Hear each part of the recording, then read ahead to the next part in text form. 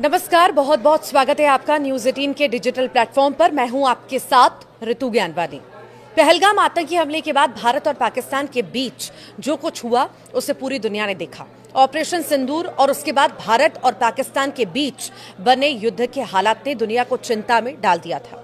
दोनों देश युद्ध के मुहाने पर खड़े हो गए थे, लेकिन अच्छी बात यह रही कि दोनों के बीच बातचीत हुई और फिलहाल अब तनाव का दौर थम सा गया है। लेकिन अब ये हिसाब लगाया जा रहा है कि इस विपरीत समय में भारत के दुश्मन देश का साथ किस किस देश ने दिया। भारत के खिलाफ हमले में पाकिस्तान का साथ देने वाले देशों की लिस्ट में चीन और तुर्की का नाम सबसे ऊपर आता है। चीन शुरू से पाकिस्तान के करीब रहा। तुर्की पहली बार भारत की नजर में खटका है। अब पाकिस्तान के मददगार तुर्की को लेकर भारत में माहौल बनने लगा है। जेएनयू, जामिया सहित देश के कई प्रतिष्ठित विश्वविद्यालयों ने तुर्की के साथ हुए करार को रद्द कर दिया। इसके साथ ही देश के व्यापारियों ने भी तुर्की और अजरबैजान का बहिष्कार करना शुरू कर दिया है।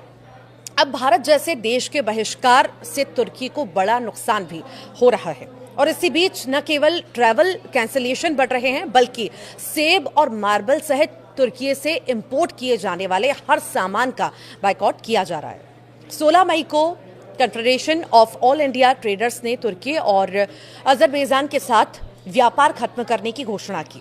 दिल्ली में हुई मीटिंग में देश के 24 राज्यों से बिजनेस लीडर्स ने भाग लिया।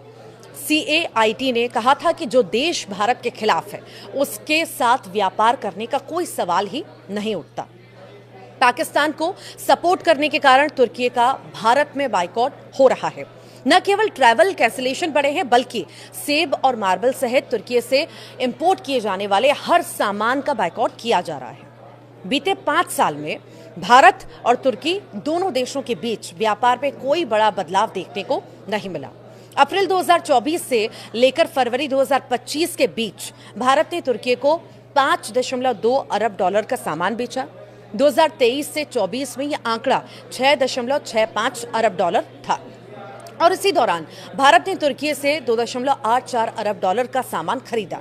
दोनों देशों के बायलैटरल ट्रेड में भारत हमेशा ट्रेड सरप्लस रहा, यानी हमने तुर्की से सामान खरीदने के मुकाबले में बेचा ज्यादा है।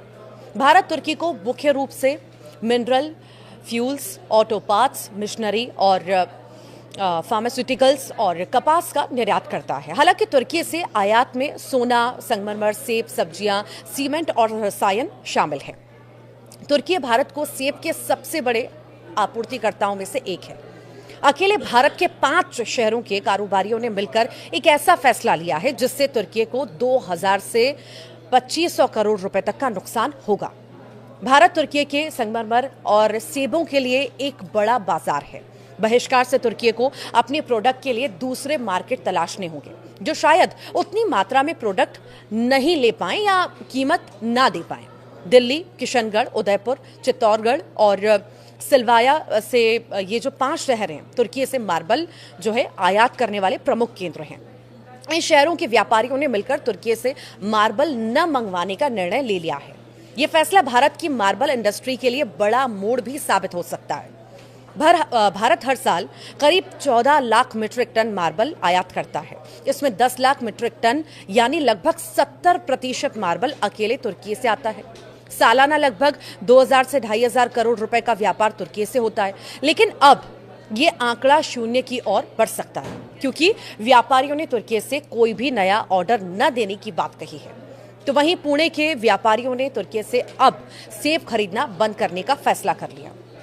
इसकी बजाय वे हिमाचल, उत्तराखंड, ईरान और अन्य क्षेत्रों से सेब खरीद रहे हैं।